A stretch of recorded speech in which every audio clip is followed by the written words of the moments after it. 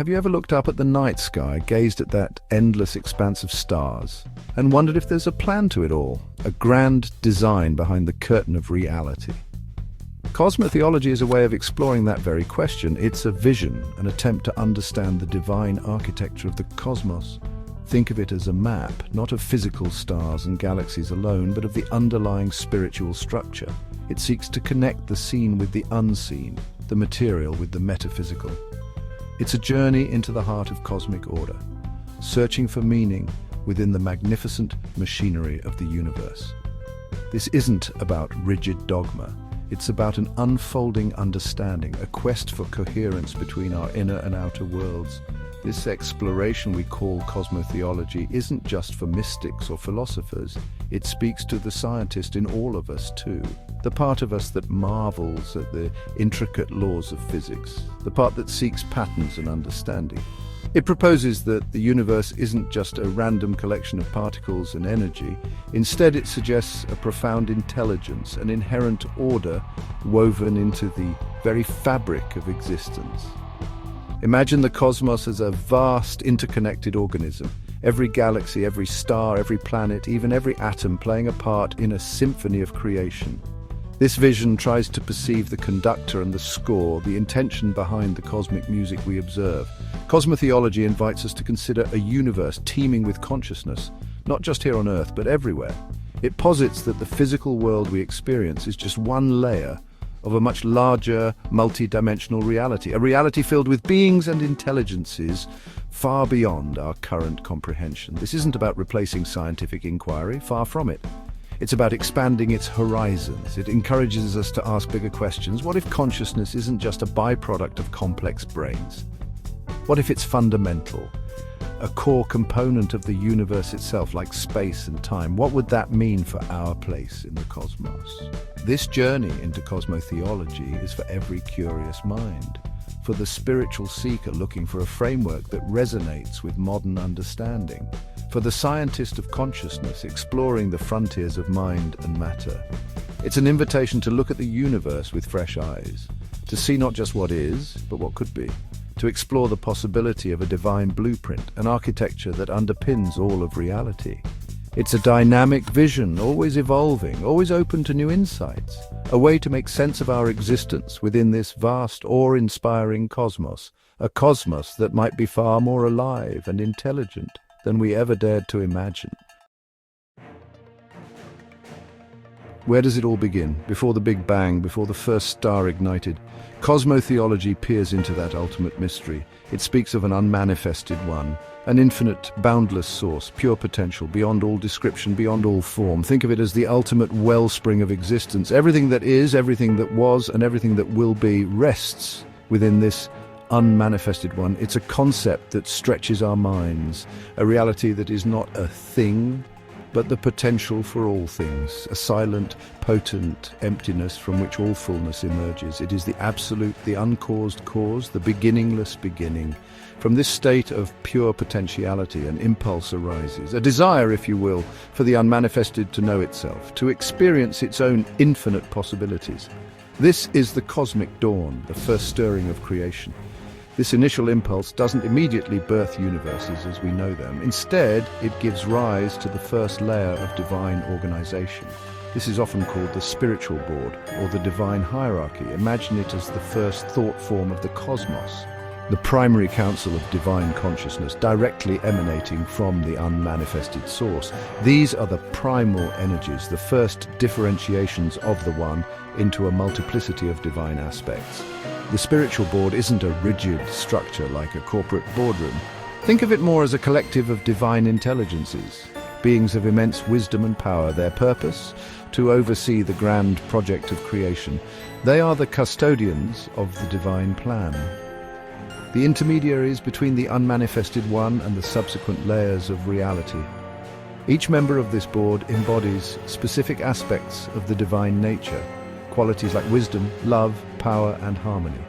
They work in perfect concert, an orchestra of cosmic architects ready to shape the unformed. Their existence is one of pure consciousness, unburdened by material form as we understand it.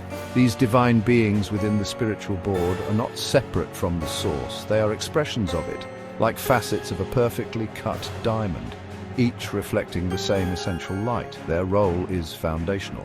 They hold the archetypes, the fundamental patterns upon which all subsequent creation will be based. They are the first dreamers of the cosmic dream. It is through them that the infinite potential of the unmanifested one begins to take on more defined characteristics. They are the bridge between the absolute mystery and the unfolding drama of existence, the guardians of the threshold between the uncreated and the created.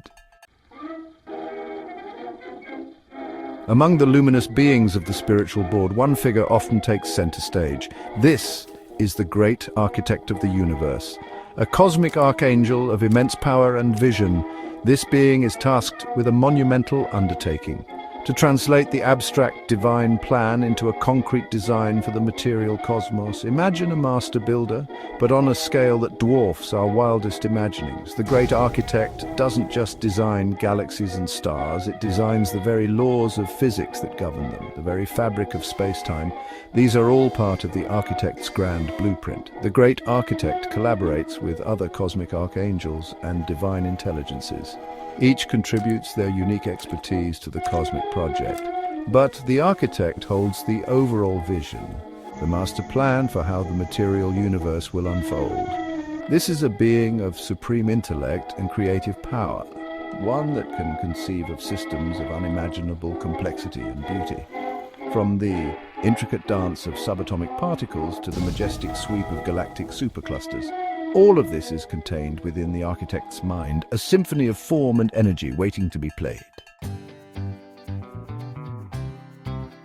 As the material cosmos takes form under the guidance of the great architect, new layers of divine beings emerge. Among these are the star spirits. These intelligences are born, in a sense, from the cosmic archangels. They are specialized consciousnesses, each tasked with a specific domain within the vast universe. Their primary responsibility? The governance and evolution of individual stars and their stellar systems. Imagine each star in the night sky not just as a ball of burning gas, but as the heart of a living conscious system. A system overseen by its own dedicated star spirit, a celestial guardian, if you like. Each star spirit is unique, reflecting the specific qualities and evolutionary path of its star and any planets that orbit it. They are the lifeblood of their stellar domains. They channel cosmic energies, guide the formation of planets, and oversee the development of life, should it arise. Section 5, Our Solar Home, the Dance of Christ and Sophia. Now let's bring our focus closer to home, to our own solar system. Our sun, that brilliant star that gives us life, also has its presiding intelligence. This is our solar spirit, or solar logos. This being is a specific type of star spirit responsible for the evolution of our entire solar system. It's the conscious heart of our local cosmic neighborhood. And within this solar spirit, two fundamental divine principles are said to operate in perfect harmony. These are the principles of Christ and Sophia. These are not figures in the human sense, but cosmic archetypes of immense power and significance. The Christ principle, often referred to as the Logos, represents divine reason, cosmic order, the structuring intelligence of the universe. It's the masculine aspect of divinity, if you like, though it's beyond gender as we understand it. It's the principle of light, consciousness, and the divine word that brings forth creation. It embodies the active, formative power that shapes energy into matter. The Christ principle is the architect of form, the bringer of illumination and understanding. It is the outward-reaching dynamic force that drives evolution and manifestation throughout our solar system.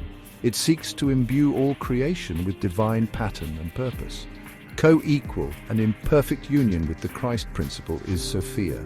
Sophia represents divine wisdom, cosmic compassion, the receptive, nurturing aspect of divinity. She is often seen as the divine feminine, the womb of creation from which all life emerges. Sophia is the principle of love, beauty, and interconnectedness. She embodies the inner knowing, the intuitive understanding that binds all things together. Where Christ provides the structure, Sophia provides the substance. Where Christ is the light, Sophia is the warmth that allows life to flourish. She is the soul of the cosmos, the source of its profound beauty and meaning. These two principles, Christ and Sophia, are not separate or in opposition. They are two halves of a perfect whole, two faces of the same divine coin. Within our solar spirit, they function in a harmonious dance, a divine union that sustains and guides the evolution of our entire solar system. Their balanced interplay is essential for the healthy development of planets, of life, and of consciousness. One cannot exist meaningfully without the other. The divine masculine and divine feminine working together as one to create a solar system rich in potential and ripe for spiritual growth. This divine partnership is the very foundation of our cosmic home. Section 6. Sophia's embrace, wisdom in divine partnership. Let's delve deeper into the role of Sophia, this embodiment of divine wisdom. For too long, in many spiritual traditions, the feminine aspect of divinity has been overlooked or subordinated. But in this cosmotheological vision, Sophia stands as a co-equal partner with the Christ principle. She is not merely a consort or a helper, she is a divine power in her own right. Her wisdom is not just passive or reflective, it is an active, creative force, a force that shapes the very fabric of reality with love and compassion. She is the cosmic mother, nurturing all of creation within her embrace. Sophia's wisdom is the wisdom of interconnectedness. She understands that all things are part of a greater whole, that every atom, every star, every living being is linked in an intricate web of life. This understanding fosters compassion, empathy, and a deep reverence for all existence. It is Sophia who inspires the beauty we see in nature, the harmony in music, the love that binds hearts together. She is the intuitive knowing that guides us towards truth and understanding. Her presence ensures that the power of the Christ principle is always tempered with love. That creation is not just an act of will, but an expression of divine grace. The union of Christ and Sophia is not just a theological concept, it's a living reality that underpins the evolution of our solar system. Their partnership creates the fertile ground for spiritual growth. The Christ principle provides the path, the structure for evolution. Sophia provides the nourishment, the loving support that encourages us along that path. Imagine a seed.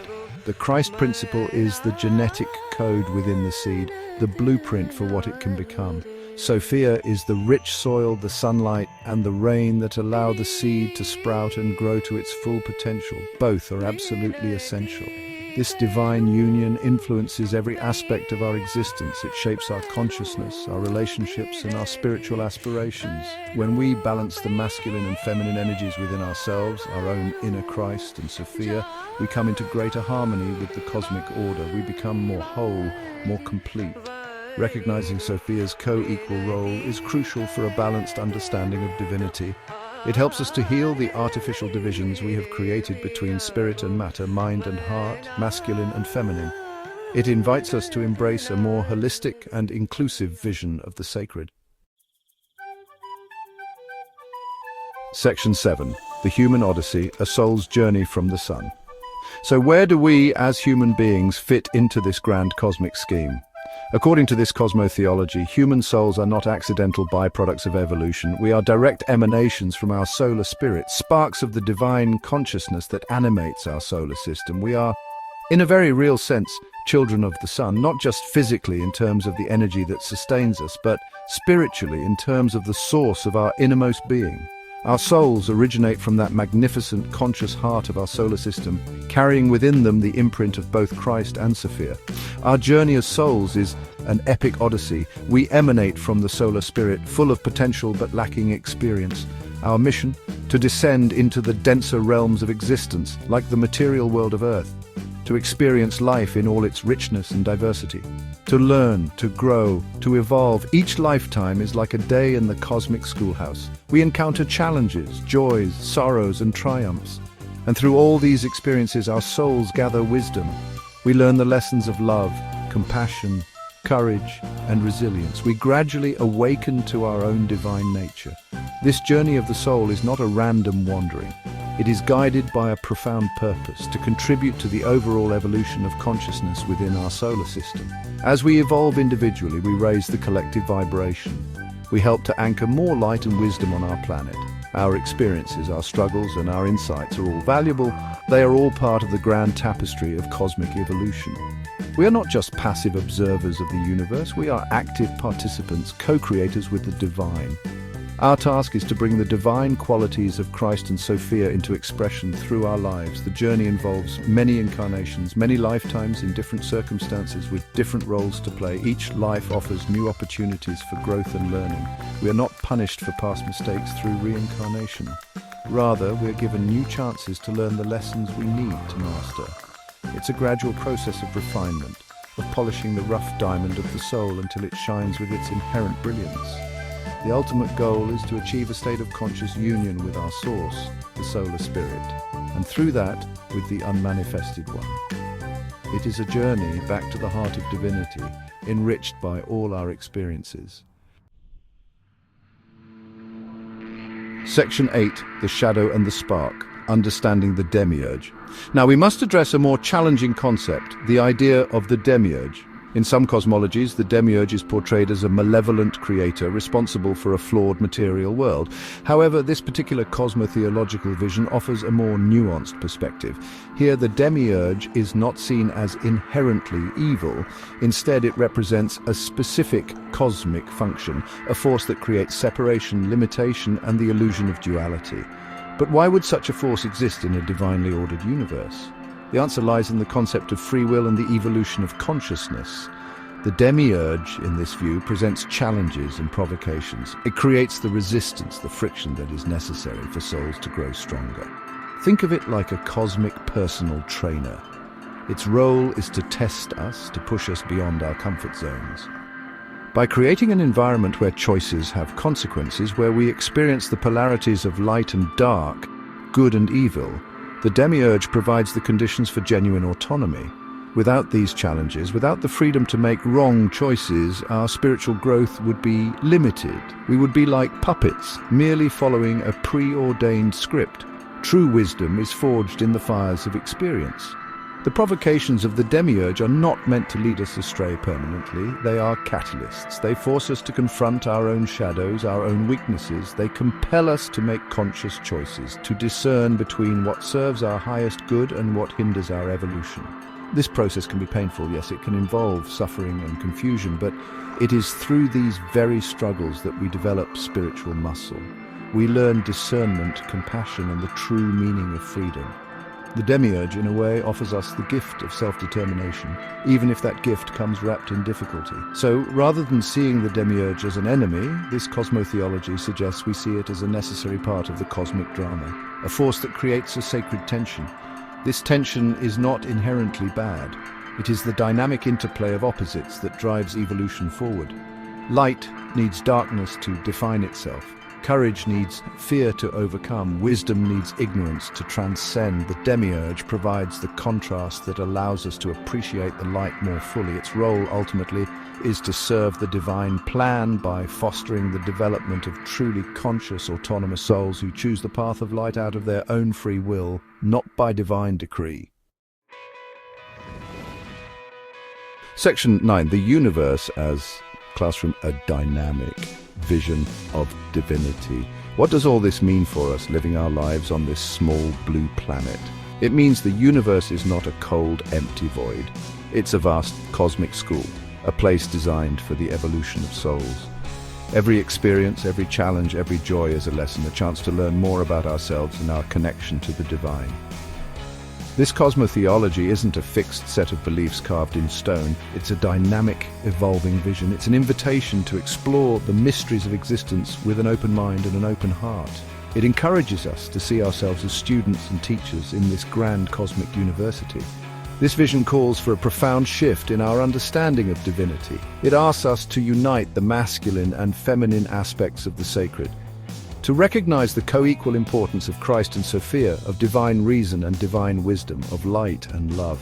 This balance is crucial not only for our individual spiritual growth, but also for the healing of our world.